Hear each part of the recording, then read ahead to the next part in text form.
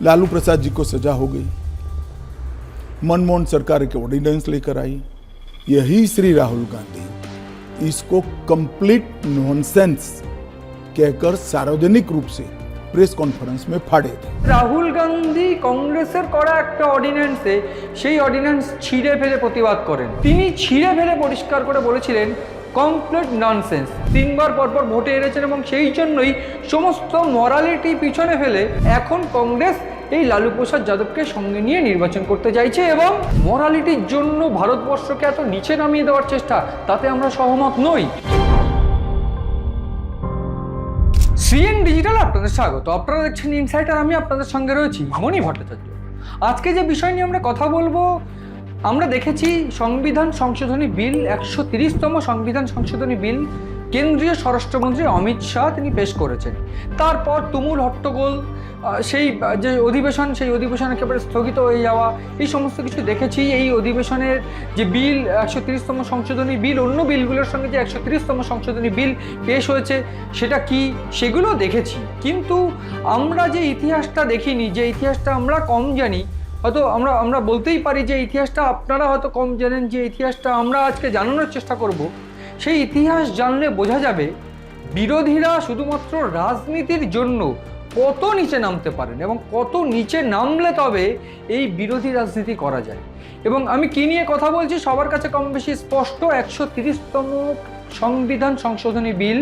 এই সংবিধান সংশোধনী বিলে কি আছে আমি এটা আগে বলেছিলাম যে কোনোভাবে কোনো মুখ্যমন্ত্রী, কোনো প্রধানমন্ত্রী, কোনো কেন্দ্রীয় মন্ত্রী বা মন্ত্রী যদি জেল খাটেন, সেক্ষেত্রে 30 দিন জেল খাটার পর 31 দিনের দিন তাকে হয় পদত্যাগ করতে হবে, নইলে তার পদ চলে যাবে। অর্থাৎ কোনো মুখ্যমন্ত্রী, কোনো প্রধানমন্ত্রীও এই গোটা আওতায় পড়ে এবং তারপর এই ক্ষেত্রে যদি পদত্যাগ না করেন সেক্ষেত্রে কিভাবে পদত্যাগ করতে হবে সেই সমস্ত বিষয় নিয়ে এখানে এই বিলে পরিষ্কার করে বলা আছে। কিন্তু এই যে বিল, সেই বিলে ইতিমধ্যে বিরোধীরা কট্টর বিরোধী করতে থাকে এবং রীতিমতো সেই বিল পেশ করার পর যে হট্টগোল সংসদে হয়, সেই হট্টগোলের জন্য রীতিমতো তুলকালাম বা একেবারে বন্ধ হয়ে যেতে বাধ্য হয় এই গোটা অধিবেশন। আস্তে আস্তে এরপর অধিবেশন শেষ হয়ে গেছে, গোটা অধিবেশন বন্ধ হয়ে গিয়েছে। এই বিল এই মুহূর্তে জেপিসি বা জয়েন্ট পার্লামেন্টারি কমিটিতে রয়েছে বা যৌথ সংসদীয় কমিটিতে। অন্যান্য বিরোধী দলরা, কিছু দল রয়েছে যার মধ্যে তৃণমূল কংগ্রেস রয়েছে, তারা অংশগ্রহণ করবে না বলে প্রাথমিকভাবে জানা গিয়েছে। কিন্তু কেন্দ্রীয় বিরোধিতায় বা কেন্দ্রের এই বিলের বিরোধিতায় দেখা গিয়েছে রাহুল গান্ধী বা অর্থাৎ কংগ্রেসকে একেবারে তুলোধনা করতে দেখা গিয়েছে বিজেপিকে। এবং কংগ্রেস যে ফেস্টুন হাতে নিয়ে, বা বলা ভালো কংগ্রেস যে দিকটা নির্ণয় করে তারা আন্দোলন করছে, সেই দিক নিয়েই আমি আজকে যে তথ্য দেব, সেই তথ্য রীতিমতো আশ্চর্য করবে আপনাকে। ইতিমধ্যে সংবাদ সংস্থা এএনআইকে দেওয়া একটি সাক্ষাৎকারে কেন্দ্রীয় স্বরাষ্ট্রমন্ত্রী অমিত শাহ বিষয়টা উল্লেখ করেছেন এবং অমিত শাহ পরিষ্কার করে যে বিষয়টা উল্লেখ করেছেন যে একসময় রাহুল গান্ধী কংগ্রেসের করা একটা অর্ডিন্যান্সে সেই অর্ডিন্যান্স ছিঁড়ে ফেলে প্রতিবাদ করেন। সেই অর্ডিন্যান্স ছিঁড়ে ফেলে প্রতিবাদ করে আজ তিনি আবার নির্বাচনের জন্যই, নির্বাচন এবং তিনবার পরপর ভোটে হেরেছেন এবং সেই জন্যই সমস্ত মরালিটি পিছনে ফেলে ধুয়ে মুছে পরিষ্কার করে দিয়ে এখন কংগ্রেস এই লালু প্রসাদ যাদবকে সঙ্গে নিয়ে নির্বাচন করতে চাইছে এবং শুধু তাই নয়, এই বিলের বিরোধিতা করছে। তাহলে মরালিটি কোথায় গেল এই গোটা গল্পে? কেন মরালিটির প্রশ্ন অমিত শাহ তুলছেন এবং এই গোটা ঘটনাটা কী ছিল সেইটা আমি আজকে বলার চেষ্টা করব।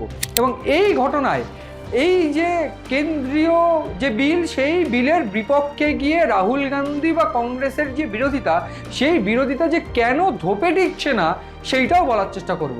একেবারে ইতিহাস যদি দেখি, 2013 সালের জুলাই মাসে সুপ্রিম কোর্টের তরফে lily Thomas versus union of ইন্ডিয়ার একটি মামলায় জুলাই মাসে সুপ্রিম কোর্ট রায় দেয় 2013 সালে যে কোনোভাবে 2 বছর কারাদণ্ড পেয়ে কোনো সদস্য অর্থাৎ সাংসদ বা এমএলএ মন্ত্রী কোনোভাবেই আর সদস্য থাকতে পারবে না, সংসদীয় সদস্য থাকতে পারবে না। অর্থাৎ কোনো কনভিক্টেড, 2 বছরের বেশি সাজাপ্রাপ্ত কোনো কনভিক্টেড আসামি সে আর কোনোভাবে সংসদীয় সদস্য হতে পারবে না, বা সেই সময় সুপ্রিম কোর্টের রায়ে বলা হয়েছিল যে কোনোভাবে তারা নির্বাচন লড়তে পারবেন না। এটা জুলাই মাসের গল্প।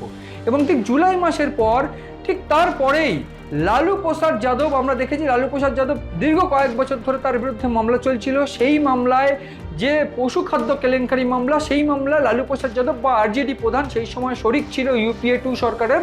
সেই ইউপিএ 2 সরকারের যে শরিক আরজেডি প্রধান লালু প্রসাদ যাদব, তার জেল হতে পারত। এবং ঠিক সেই সময় এই মনমোহন সিং তিনি প্রধানমন্ত্রী ছিলেন এবং তিনি যে অর্ডিন্যান্স জারি করেন, সেই অর্ডিন্যান্স রীতিমতো সুপ্রিম কোর্টের যে রায়কে একেবারে নস্যাৎ করে দিয়ে তাদের তরফ থেকে দাবি ছিল যে 2 বছর সাজাপ্রাপ্ত কোনো সংসদ সদস্য বা কোনো সদস্য বা এমপি এমএলএ তারা আরও 3 মাস সময় পাবেন, তারা উচ্চ আদালতে আপিল করতে পারবেন এবং সেই 3 মাস অবধি তারা কিন্তু সুযোগ পাবেন এই বিষয়ে আবেদন করেন এবং তারা কিন্তু সদস্য থাকবেন, সংসদ সদস্য থাকবেন।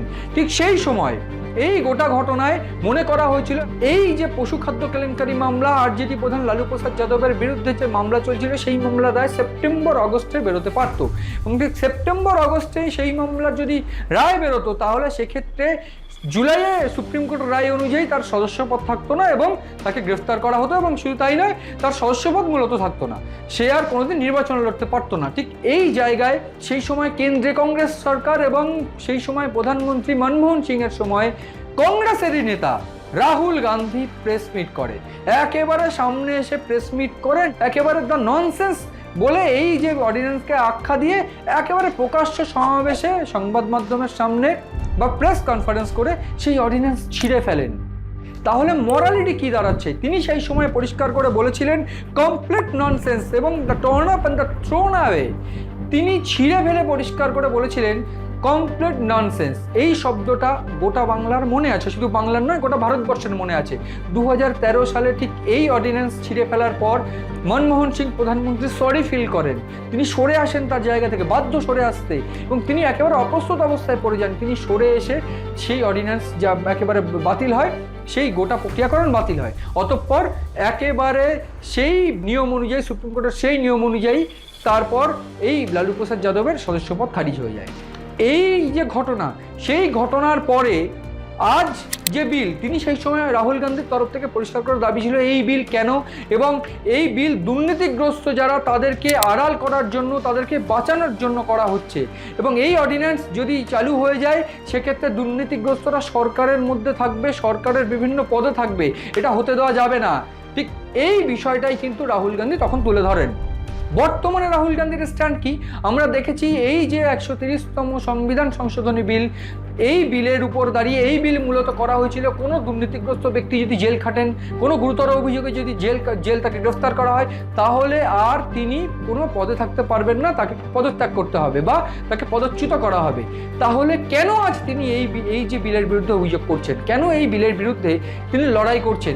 মরালিটির জায়গা কি দাঁড়াচ্ছে? সেই সময় মরালিটির জায়গা ছিল যে কোনো দুর্নীতিগ্রস্ত ব্যক্তিকে কোনো কেন্দ্রীয় সভায় বা কেন্দ্রীয় মন্ত্রিত্বে বা সরকারে রাখা যাবে না। আজও তো এই বিলের যে সপক্ষে যুক্তি কেন্দ্রের, সেটা তো এইটাই যে দুর্নীতিগ্রস্ত কোনো ব্যক্তিকে রাখা যাবে না। তাদের যে কোয়ালিটিটা, ভারতবর্ষের লোকতন্ত্র বা গণতন্ত্রের যে কোয়ালিটি, সেটা গোটা বিশ্বের কাছে কি পৌঁছচ্ছে? একদিকে অরবিন্দ কেজরিওয়ালের কথা যদি বলি আমি, যে জেল খাটছেন একজন ব্যক্তি, আসামি কনভিক্টেড, তিনি জেলে বসে সরকার চালাচ্ছেন, এটা গোটা বিশ্বে যদি প্রেজেন্ট হয় তাহলে সেটা কীরকম আমাদের গোটা ভারতবর্ষের চরিত্র বোঝাবে? ঠিক এই জায়গায় দাঁড়িয়ে কেন্দ্রীয় যে বিল, সেই বিলের সমর্থন না করে সেই বিলের বিরোধিতা করছেন রাহুল গান্ধী শুধুমাত্র নির্বাচনের জন্য। নির্বাচনে পরপর 3টে ফেজে হেরে গিয়েছেন বলে কি এইরকম মরালিটির পরিবর্তন? এই প্রশ্ন অমিত শাহ তুলছেন এবং অমিত শাহ এএনআইকে দেওয়া সাক্ষাৎকারে পরিষ্কার করে বলছেন যে মরালিটির জন্য ভারতবর্ষকে এত নিচে নামিয়ে দেওয়ার চেষ্টা, তাতে আমরা সহমত নই। এবং তাই হয়তো এই বিল একেবারে কট্টরভাবে বিজেপি চাইছে বা কেন্দ্র সরকার চাইছে যাতে পাশ হোক, এবং এই বিল পাশ হলে সমস্যা কাদের সমস্যা হবে সেটাও আমরা কম বেশি সবাই জানি, যে কোনোভাবে দুর্নীতিগ্রস্ত কেউ যদি গ্রেফতার হয় তাহলে তাকে আর পদে রাখা যাবে না, এমনকি প্রধানমন্ত্রীও। সেক্ষেত্রে প্রধানমন্ত্রী যে তথ্য ইতিমধ্যে আমরা পেয়েছি, কিরেন রিজিজুকে প্রধানমন্ত্রী নিজে বলেছিলেন যে তাকে প্রধানমন্ত্রীর নামটাও এনটাইটেল করা হোক।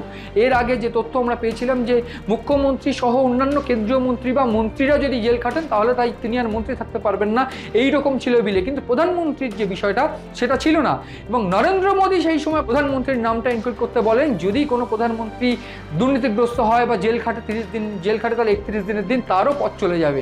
ফলে নিজে প্রধানমন্ত্রী হয়ে নিজের নামটা ঢুকিয়ে ঢুকিয়ে যে জায়গাটা প্রধানমন্ত্রী নরেন্দ্র মোদী তৈরি করেছেন, সেইখানে এটা তো স্পষ্টই যে দুর্নীতি যদি কেউ করে তাকে জেল খাটতে হবে এবং তার পদত্যাগ করতে হবে। এই যে মরালিটির জায়গা, কেন রাহুল গান্ধী আজকে সাপোর্ট করছেন না?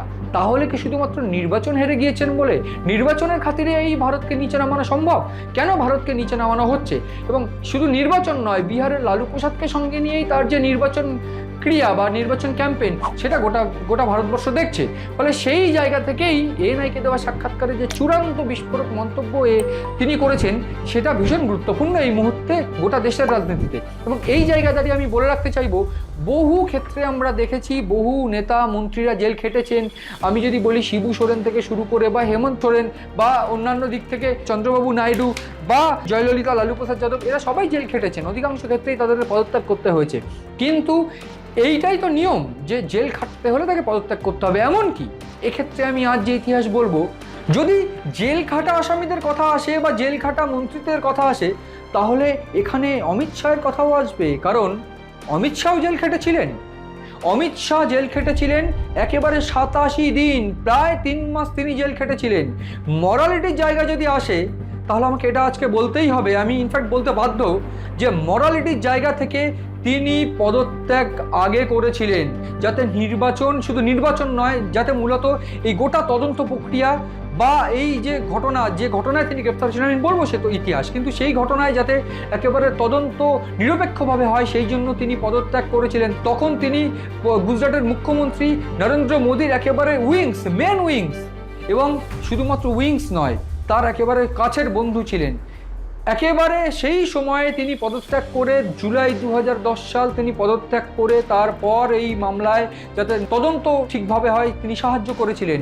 ইতিহাস বলছে 2010 সালের একটি মামলায়, সেই মামলাটাকে গ্রেপ্তার করা হয়। কিন্তু ঘটনাটা কি?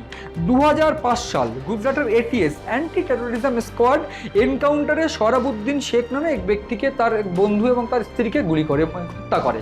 এবং এই সোহরাবুদ্দিন শেখ মামলায় 2007 সালে সিবিআই তদন্তের নির্দেশ দেওয়া হয় এবং 2010 সালে সিবিআই তদন্তের মাধ্যম দিয়ে অভিযোগ ওঠে এই মামলায় যারা জড়িত তাদের মধ্যে মূল ষড়যন্ত্রকারী অমিত শাহ।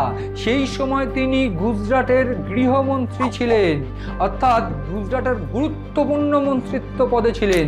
ঠিক সেই জায়গায় অমিত শাহকে গ্রেফতার করে, অমিত শাহ সেই সময় পদত্যাগ করলো, তারপর চার্জশিটে অমিত শাহর নাম থাকায় অমিত শাহ গ্রেফতার হয় এবং অমিত শাহ দীর্ঘ 87 দিন জেল খাটার পর, আমি ডেট বলতে চাইবো, এক্স্যাক্ট ডেট যে সময় অমিত শাহ জেলে গ্রেফতার হয়, 25শে জুলাই 2010। তিনি গৃহমন্ত্রী ছিলেন। সোহরাবুদ্দিন শেখ হত্যা, তার স্ত্রী কৌসার বিবি ও সহযোগী তুলসীরাম প্রজাপতি হত্যাকাণ্ডে 25শে জুলাই 2010 তাকে গ্রেফতার করা হয় এবং তাকে গ্রেফতার করার পর 87 দিন বাদে, অর্থাৎ 20 অক্টোবর 2010-এ তিনি জামিনে মুক্তি পান।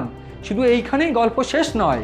2010 সালে তিনি যখন জামিনে মুক্তি পান, তখন আদালত তাকে বলেছিল যে এই ক্ষেত্রে কোনোভাবে যারা উইটনেস আছে তাদেরকে প্রভাবিত করতে পারে এই অমিত শাহ।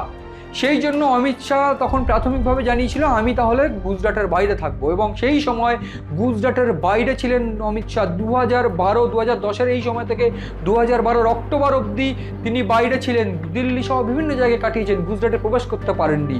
এবং গুজরাটে প্রবেশ করতে শুধু পারেননি তা নয়, 2 বছর বাইরে কাটিয়ে আসার পর 2013 সালে তিনি একেবারে জাতীয় রাজনীতিতে ফিরে আসেন এবং এরপর ইতিহাস আমরা সবাই জানি, আস্তে আস্তে তিনি আজ গোটা দেশের স্বরাষ্ট্রমন্ত্রী।